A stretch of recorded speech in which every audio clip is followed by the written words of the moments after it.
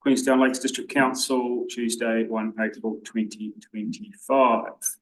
We have no apologies, declarations of conflict of interest. Are there any declarations? I suppose. One declaration noted. Thank you, Nikki. No resolution required. No matters lying on the table. No special announcements. No public forum. Confirmation of agenda. I move that the agenda be confirmed without addition or alteration. Do I have a seconder? Gavin? And if I can speak to them. This is what I'm speaking to. You want to speak to the agenda? Speaking to the agenda. Okay. Yeah. Okay. Nikki? Hey, councils. Look, I decided this on the way over actually, that I would just speak to the agenda and then I'm going to step back. And that's because I don't think we should be discussing it in this forum and I don't want to be a part of that. So look, the item that's in front of you today, it's obviously about me, and it's obviously been written by our staff. And our staff are the ones who I clearly frustrated when I spoke to iwi and to the ORC and subsequently to the media the other day. So this report has been written by people who are not happy with my conduct, and it reads that way. Just the fact that it's in front of you suggests that there is a lack of independence, because what we have in front of, or what we have to deal with these situations is a code of conduct, right? We agreed at the start of the term a code of conduct, and part of that there's a process obviously for dealing with when we think other members are not conducting themselves as they should. And I guess what I want to speak to is why it's important that we follow that code and we don't deviate from it and have meetings like this where elected members are declared to have breached a code without even going through that process. And that's what's happened to me here. Everybody, staff, number of elected members have said you have breached the code, and now you will face your punishment. Look, I've got no issue with going through a code of conduct process.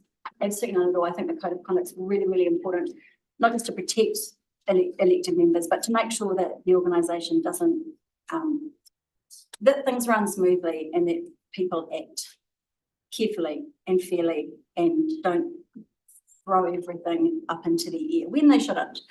But I guess what the code of conduct does, in my mind, is it helps to figure out how we address the conflicting obligations that we have as elected members, right? Because it's not black and white.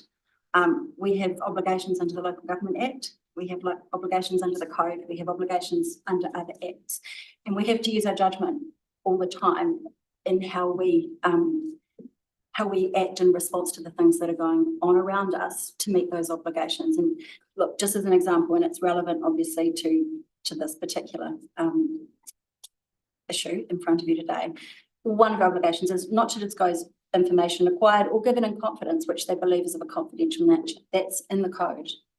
But just further down the code, we have openness. Members should act and take decisions in an open and transparent manner and not withhold information from the public unless there are clear and lawful reasons for doing so.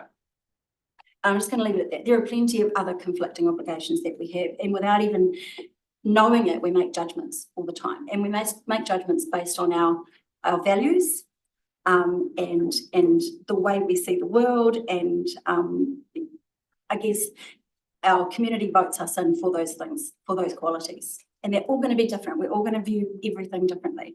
And we have to be really careful when we sit as judge and jury on each other that we go through the proper process. The code says that. It says that, you know, that process needs to be independent and seen to be independent. And you need to have information on you, not just from staff, but from me. And all of that should come via somebody who's independent, who makes a recommendation. And that's what part 2 of our code of conduct that we agreed democratically at the start of the training, that's what it ensures happens. And there is a much greater reason than me, you know, here today before you to follow that. I'm lucky, I don't really mind what you decide at this point for me. I'm not wedded to anything. But there are people that are going to come after, that are going to want to speak up. And if they think that this is how they're going to be treated, then they may not speak up. And speaking up's not always great, but neither is being quiet. because both have consequences, right? And I think the paper that's before you today is a consequence of us not holding management to account, of not ensuring that processes are followed. And I think you've got a chance today to step back and say, we don't agree with this agenda, we're going to do it a different way. And I think you need to do it for a number of reasons. Firstly, if you agree option one, you've already breached the code without going through any process whatsoever. If you decide to agree to go through a code of conduct process, you've kind of already weighed in on that, and then you're conflicted when it actually comes to making a decision at the back end of the code of conduct process. And agreeing to do nothing may affect somebody who wants to bring a code of conduct process. So there's a whole bunch of reasons why this shouldn't be in front of you. You need to step back and let somebody who wants to bring a code of conduct forward and go through the proper process. And that's why I'm stepping back from this, because I don't think we should be talking about it. I think, you know, it's not just that it's unfair on me, it's unfair on everybody that's going to come in the future. We need to follow process. It's really important. Okay, thank you.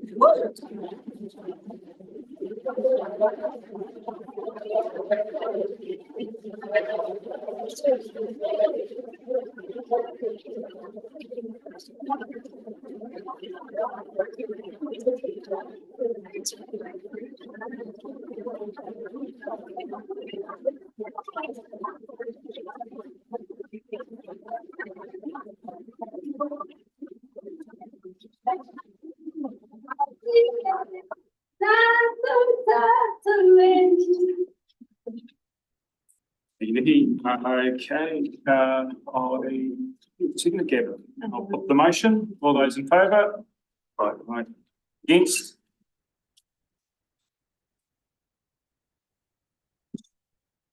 Item 1, elected member committee membership. It's you, me. Thank you. Good afternoon. We'll take the agenda item as read. There are just a couple of matters I want to address. First of all, I do want to point out that this report is expressly a response to a requisition from the Mayor, and that is covered off in paragraph 9. Secondly, I did also want to respond that there is no new finding of misconduct cited in this report.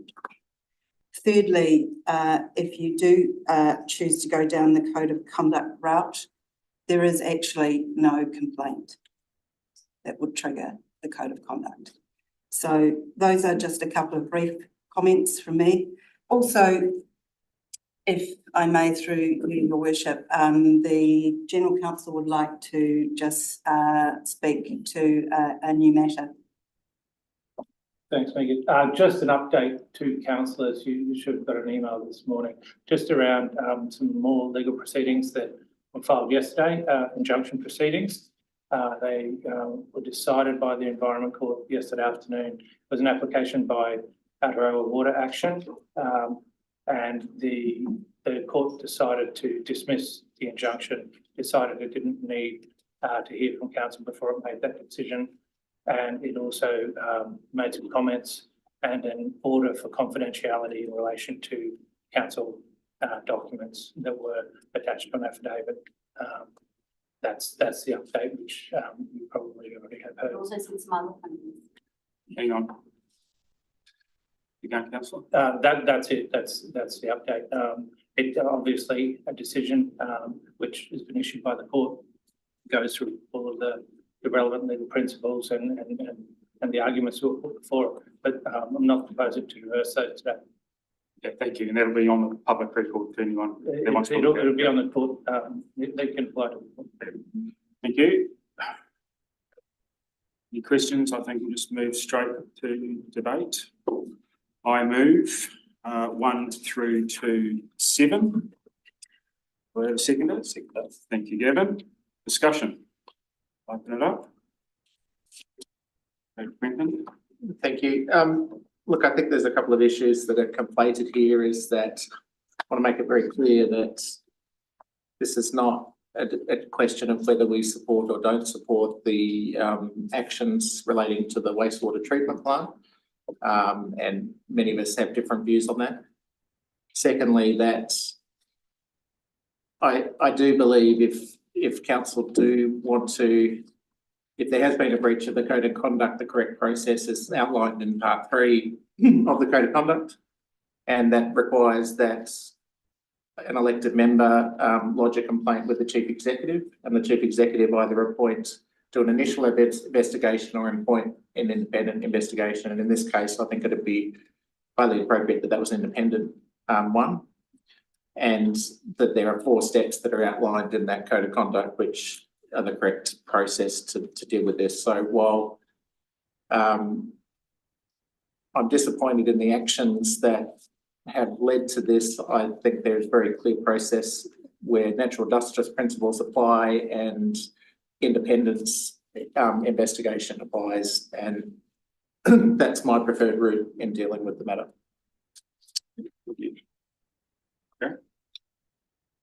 Thank you, Mr. Mayor. It gives me no pleasure to be sitting here today, I have to say. But I am on the record, having expressed some concerns about the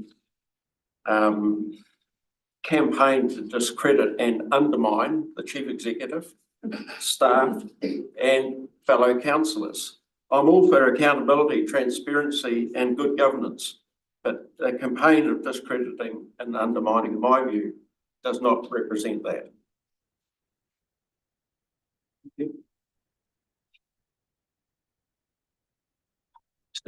Okay. I mean, I feel that the situation of rushing the announcement before QLDC were able to take accountability for that themselves has been a mistake, and one which has undermined all councillors, iwi, ORC and our residents. I think that we have an issue where we're misunderstanding some of the issues at play here. If we ask ourselves, had that not have been rushed, would anything have changed? No, it wouldn't. And all of the questions can be raised in exactly the same way without everybody being undermined, particularly stakeholders. So I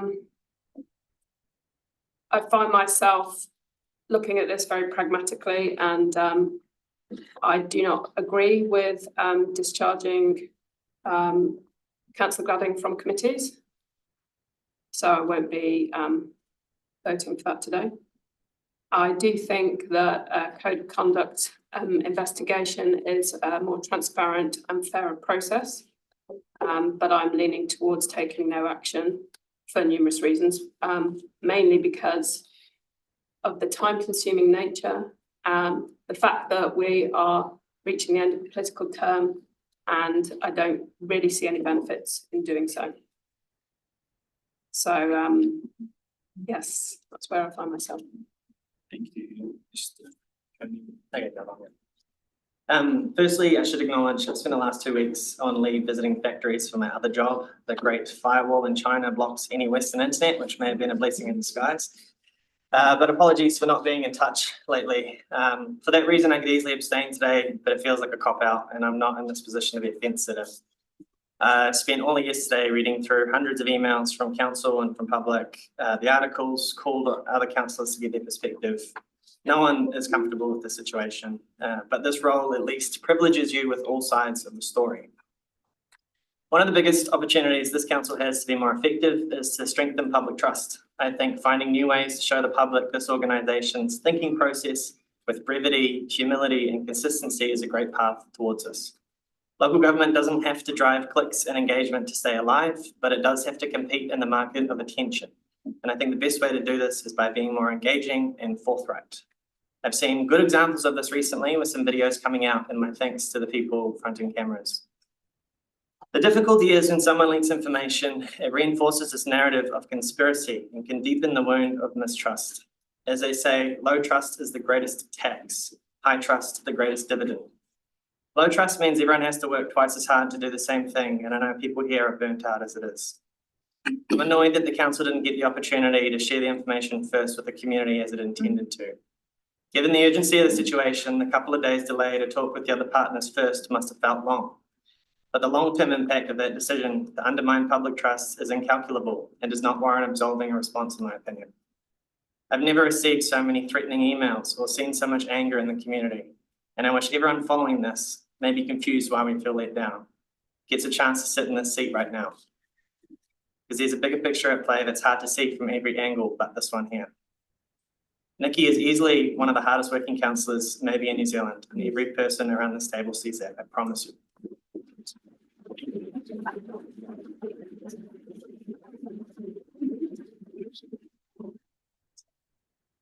Every option presented here ensures she will continue to be a meaningful voice and vote in our full council, and it aims to acknowledge a breach in trust that impacts all of us.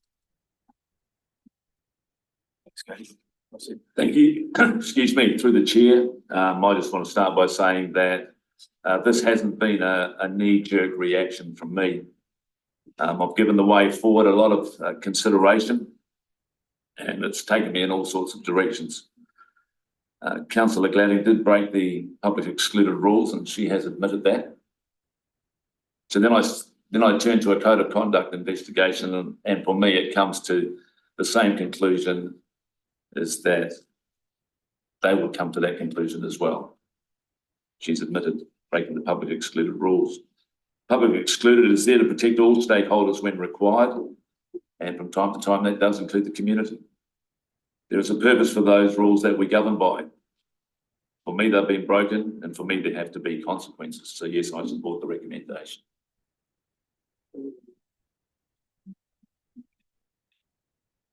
Thank you. I want to acknowledge the tough week that it's been, especially for council staff, but also for Councillor Gladding. Nikki's heart is in the right place, it always has been, and she's constantly standing up for her community and the environment. She's earned respect for that, as we can see today. It takes a level of courage to do what she does, and no one can say that she lacks conviction or passion for what she stands for. Councillors don't always get it right. The decisions councillors face are often complex, multifaceted, and deeply frustrating.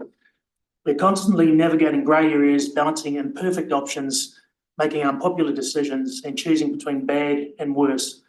This situation is a prime example of that. Often our disagreements come down to differing views on how we should execute and achieve exactly the same goal. While some may wish and at times demand clear-cut support for their views, framing these debates as battles between right and who's wrong does not help us find this solution. While we haven't always agreed, I supported Councillor Gladding on many issues, and I suspect I will definitely support her again. Unfortunately, today has blurred the line between addressing the issue and addressing the individual. I don't support Councillor Gladding's recent actions. That said, this does not mean I dismiss the concerns or the intent that she and others around this table have sought to raise. Thank you.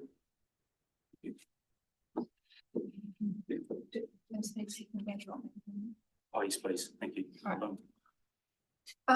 This has weighed heavy on my mind all weekend. What is the right thing to do in this situation? For many people, it seems clear-cut, and for me, it is not. It is evident the code of conduct has been breached. Even with all the good intentions, I believe that early disclosure has resulted in incorrect information being widely publicised. That has resulted in a negative impact on the council, councillors, the organisation, and the hardworking staff. We make a commitment as councillors not to disclose information which we believe is of confidential nature. This has been made clear in the additional work that needed to be completed before an announcement was to be made, which was scheduled and imminent. I do believe the actions in front of us are appropriate for the breach. It is not about determining that Nikki is wrong in her questioning or objections to the current course of action. I support her right to object and have a difference of opinion. I admire her courage and relentlessness. I do not agree that this meeting was held with no public forum. Nothing in our standing orders stopped this from happening, so moving to rules and a standing order template is a far reach for me that I was not in favour of. We need to do better at listening, the good, the bad, and the ugly. There was high public interest and plenty of people with things to say on this matter. Thank you to all of those people that emailed through their thoughts and colourful comments. Although I didn't get a chance to reply to all of them, I did read them all. So Nikki, continue to fight for the things that you care about, and I encourage you to do it in a way that will lead others to join you. In reaching my decision, I have eliminated the need to be liked and replaced it with the intention to be of service. I've also thought a lot about what Nikki would do. I have no idea what she would do faced in this same situation, but I do know she is not afraid to vote against the grain, and she always votes on what she believes to be the right decision. So today, even though it's going to be an unpopular decision, and it might even result in my role as councillor being short-lived, I will be supporting the motion. Hi, thanks through the chair. Yeah, just following on a bit what Esther said, if you look at where we are now with the Shotover project, it is where the process was put to us at the workshop of the 20th of March was taking us, and it was supported by the majority of councillors. And that was to sort out our comms, talk to our key stakeholders before introducing the procedures and the emergency procedures and talking and telling the community about it then. So this breach of the rules has achieved nothing really, other than creating angst in the community, putting at risk the trust we have with our key stakeholders such as iwi, ORC and others, and putting the risk of the mediation process under the enforcement order. What was to be gained by breaching the rules? A cynic would say significant exposure in the media for Nikki, which I assume is what she wanted. But she didn't. Calm down. Let everyone speak. Let everyone be heard, please. But she has also confirmed the lack of trust councillors and staff have with her, and has added to costs to the ratepayer through these actions and continues to do so. Tell another joke. By the clear breach of Standing Order Section 17.4. Nikki, who is an experienced councillor, knows the rules, has again brought into question her trustworthiness and continues to do so. And that needs to be addressed now, rather than through another drawn-out and costly COC process.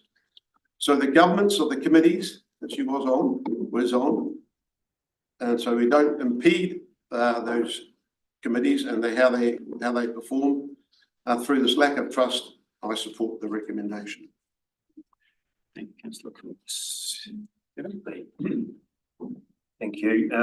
I just need to go through a bit of background to explain why I've come to where I'm at with it. So elected members were advised in a public excluded workshop that the organisation was considering using emergency works provisions of the RMA to discharge treated effluent directly into the Shotover River. These measures were proposed as an interim solution in response to ongoing issues with the disposal field, and following advice received the previous day from Queensland Airport Corporation that there was a heightened risk of aircraft bird strike due to increasing numbers of waterfowl associated with ponding water at the disposal field. There was clear advice that these measures were still under consideration and that further discussion and consultation was required with affected stakeholders before a decision would be made. There was a commitment that information relating to a decision to proceed would be fully communicated with the public in an open and frank manner once those further discussions were held.